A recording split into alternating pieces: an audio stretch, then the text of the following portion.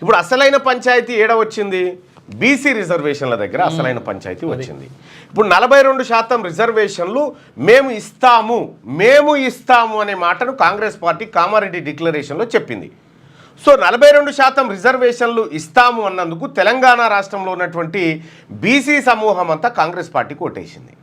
42% reservation విద్యా ఉద్యోగాలు local body ఎలక్షన్లో ఇస్తామనేటువంటి మాట చెప్తే ఓట్లేసారు. తీరా ఏం జరిగింది? 16 నెలల కాలం గడిచిపోయింది.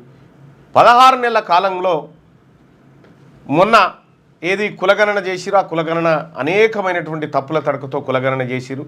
కులగణన చేసి దేశానికి ఆదర్శం అని చెప్పి నవ్వుల పాలయ్యారు.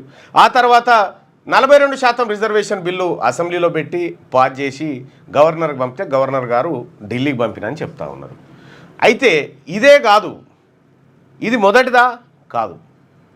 2017లోనే బీసీలకు 37% రిజర్వేషన్ ఇవ్వాలని చెప్పి అసెంబ్లీలో రిజల్యూషన్ పాస్ చేసి రాష్ట్రపతికి పంపిడు అప్పుడు ముఖ్యమంత్రి కె చంద్రశేఖరరావు గారు.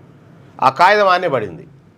ఆ కాగితం ఆడ పడి ఉండగా 42% రిజర్వేషన్ కాగితాన్ని మళ్ళీ పంపిరు. ఆ 37ది వాపసు తీసుకురు.